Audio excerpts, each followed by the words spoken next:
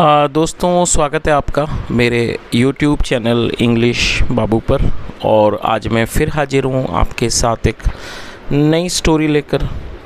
और दोस्तों, आज जो स्टोरी मैं आपके लिए लेकर आया हूँ ये एक शॉर्ट मॉरल स्टोरी है और बहुत ही प्यारी, मज़ेदार, अच्छी कहानी है। कहानी सुनने में आपको मज़ा आएगा। उसके अलावा दोस्तों, आज की इस कहानी में आपको कुछ नए इंग्लिश के वर्ड मीनिंग भी सीखने को मिलेंगे, उनकी करेक्ट प्रोनाउंसिएशन के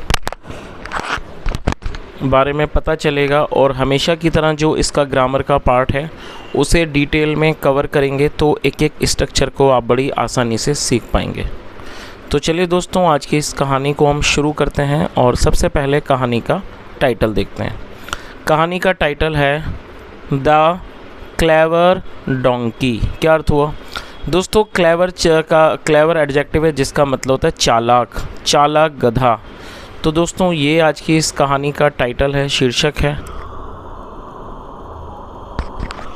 और अब मैं इसे पढ़ना शुरू करता हूँ। आपसे रिक्वेस्ट है आप कहानी को बिल्कुल ध्यान से सुनें। यदि कहानी में आपको कोई नया शब्द या फिर नया स्ट्रक्चर मिले तो आप उसको नोट करें, और यदि कहानी अच्छी लगे तो लाइक भी ज़रूर करें। तो चलिए इसको शुरू करते हैं।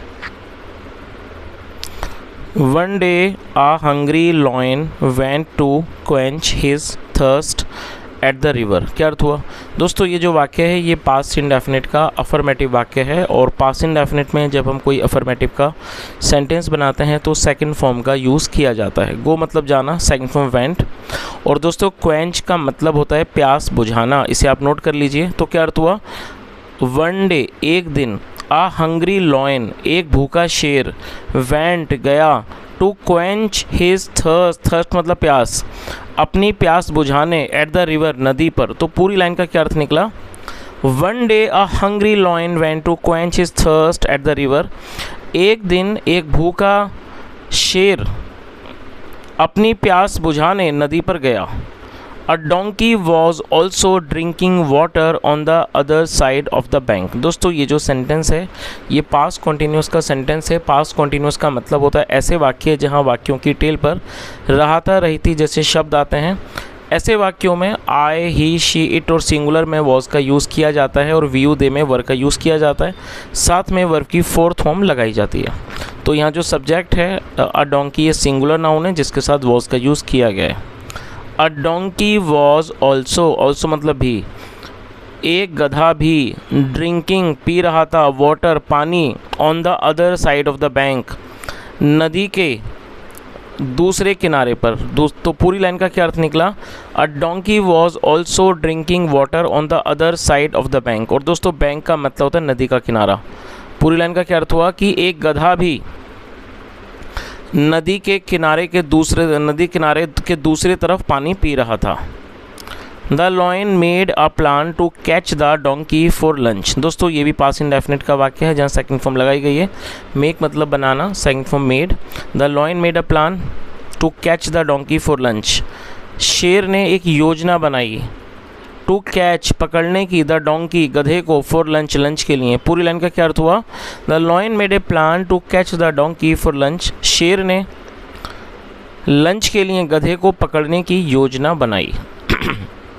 द लॉयन सेड, शेर ने कहा, mister donkey are there any horses on your side of the river bank. दोस्तों, ये जो वाक्य है ये एक सिंपल प्रेजेंट का सेंटेंस है। सिंपल प्रेजेंट का अर्थ होता है जब हम वर्तमान में कोई भी ऐसा वाक्य बनाते हैं जहाँ पर इज एम आर का यूज़ हेल्पिंग वर्ब के रूप में किया जाता है, साथ में नाउन या एडजेक्टिव को लेकर वाक्य को बनाया जाता है। और यदि इस तरह के वाक्य इंट्रोगेटिव होंगे तो हेल्पिंग वर्ब को पहले मेंशन किया जाता है जैसा यहाँ पर किया गया है।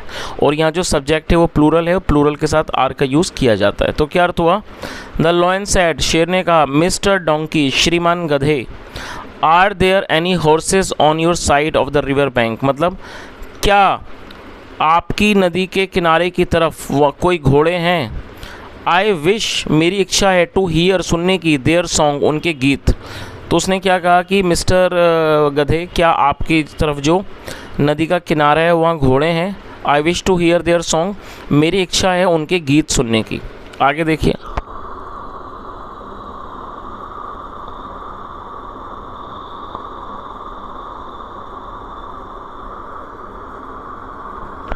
The donkey did not suspect the foul play. दोस्तों, फाउल प्ले का मतलब होता है गड़बड़।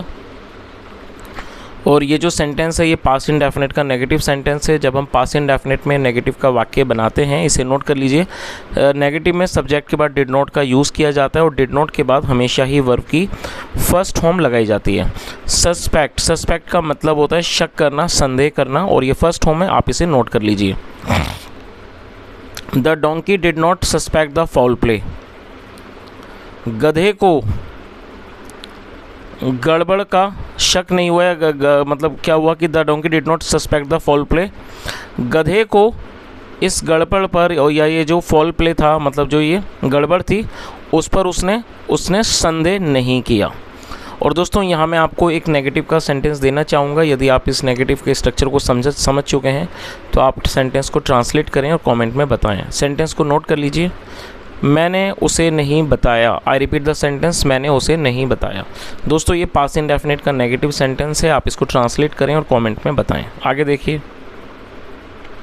ही सेड, उसने कहा, सर श्रीमान, let me sing for you, चलो मैं आपके लिए गाता हूँ। He closed his eyes and started braying. दोस्तों देखिए, ब्रे का मतलब होता है जो गधे जो आवाज़ निकालते हैं उस स्वर को ब्रे कहा जाता है, जिसकी हिंदी होती है रेंकना। और ये जो सेंटेंस है यहाँ पर स्टार्टेड का यूज़ किया गया है जब हम कोई भी ऐसा वाक्य बनाएं जहाँ पर लगा लगी के बाद कोई क्रिया मौजूद हो, जैसे वह खेलने लगा, वह नाचने लगा, वह दौड़ने लगा, तो ऐसे वाक्यों में स्टार्टेड के बाद फोर्थ फॉर्म का यूज़ किया जाता है। तो क्या अर्थ हुआ? ही क्लोज्ड हिज आइज़, उसने अपनी आँखों को बंद किया, एंड स्टार्टेड ब्रेइंग, और रेंकने लगा। The lion caught the donkey immediately, immediately का मतलब तुरंत, और ये एडवर्ब है, और ये भी पास्ट इंडेफिनिट का वाक्य है जहाँ पे सेकंड फॉर्म लगाई गई है। The lion caught the donkey immediately, शेर ने तुरंत गधे को पकड़ लिया। आगे देखिए। द डोंकी वॉज क्लेवर, जो गधा था वो चालाक था। ही सैड, उसने कहा, सर श्रीमान, I am ready for your lunch, मैं आपके लंच के लिए तैयार हूँ।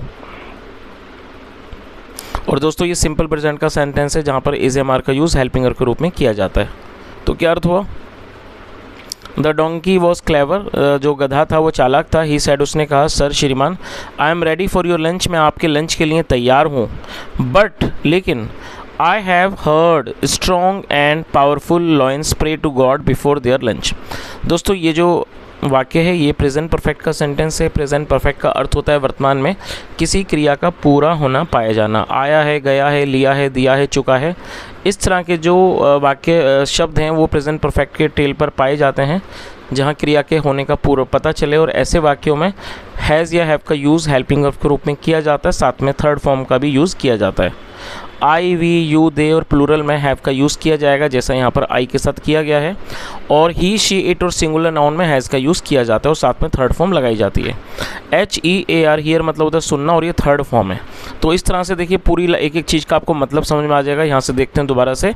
द डोंकी वॉज क्लेवर, गधा चालाक था। ही सैड, उसने कहा, सर श्रीमान, I am ready for your lunch, मैं आपके लंच के लिए तैयार हूँ। बट, लेकिन, आई हैव हर्ड, मैंने सुना है, स्ट्रॉन्ग एंड पावरफुल लॉयंस, मतलब मजबूत और ताकतवर शेर, प्रे टू गॉड, ईश्वर की प्रार्थना करते हैं, बिफोर देयर लंच, अपने लंच से पहले। तो इस तरह से दोस्तों पूरी लाइन का क्या अर्थ निकला कि जो गधा था वो चालाक था और उसने कहा कि श्रीमान मैं आपके लंच के लिए तैयार हूँ। और उसने क्या कहा कि मैंने सुना है कि जो मजबूत और ताकतवर शेर होते हैं वो अपने लंच से पहले ईश्वर की प्रार्थना करते हैं। The lion considered himself as the most powerful animal in the jungle. दोस्तों ये भी पास्ट इंडेफिनिट का ही वाक्य है जहाँ पे सेकंड फॉर्म लगाई जाती है। कंसीडर का अर्थ होता है मानना और ये सेकंड फॉर्म है। The lion considered himself as the most powerful animal in the jungle. शेर खुद को या कह सकते हैं अपने आप को जंगल में सबसे ताकतवर जानवर मानता था। सबसे मतलब वो जो शेर था वो अपने आप को सबसे ताकतवर जानवर समझता था। ही क्लोज्ड हिज आइज, उसने अपनी आंखों को बंद किया, फॉर प्रेयर, प्रार्थना के लिए। चलिए आगे देखिए।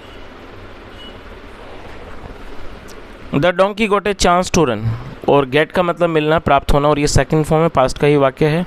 The donkey got a chance, chance मतलब मौका, गधे को एक मौका मिल गया टू रन, भागने का, एंड ही रैन अवे, और वो भाग गया, और ये रन की सेकंड फॉर्म है। तो पूरी लाइन का देखिए अर्थ क्या निकला, the donkey got a chance to run and he ran away. गधे को भागने का मौका मिल गया और वह भाग गया। The lion was befooled by an intelligent and clever donkey. दोस्तों यदि इस वाक्य के बारे में बात की जाए, ये पास्ट इंडेफिनिट का पैसिव वॉइस का वाक्य है। आप इसके स्ट्रक्चर को नोट कर लीजिए। जब हम पास्ट इंडेफिनिट में पैसिव में वाक्य बनाएंगे तो वॉज या वर्ब का यूज़ हेल्पिंग वर्ब के रूप में किया जाता है, साथ में थर्ड फॉर्म लगाई जाएगी। तो यहाँ पर वॉज का यूज़ क्यों किया गया है, क्योंकि जो सब्जेक्ट है लॉयन वो सिंगुलर है, और देखिए थर्ड फॉर्म लगाई गई है। बिफूल का अर्थ होता है मूर्ख बनाना, थर्ड फॉर्म में बिफूल्ड। पूरी लाइन का क्या अर्थ निकला, द लॉयन वॉज बिफूल्ड, शेर को मूर्ख बनाया गया, बाय एन इंटेलिजेंट, एक बुद्धिमान और चालाक गधे के द्वारा। चलिए, तो दोस्तों इस तरह से छोटी सी कहानी यहीं ख़त्म होती है, और जैसा हमने देखा जो गधा था उसने अपनी चालाकी से, बुद्धिमानी से अपनी जान बचाई। तो दोस्तों यदि आपको कहानी अच्छी लगी हो, मेरा पढ़ाने का प्रयास भी अच्छा लगा हो और आपने आज कुछ सीखा हो, तो आपसे रिक्वेस्ट है आप इस वीडियो को लाइक करें, शेयर करें, चैनल को ज़रूर सब्सक्राइब करें। कोई भी आपका सुझाव हो कमेंट में ज़रूर बताएं। यहाँ तक सुनने के लिए thank you so much. Have a nice day and bye.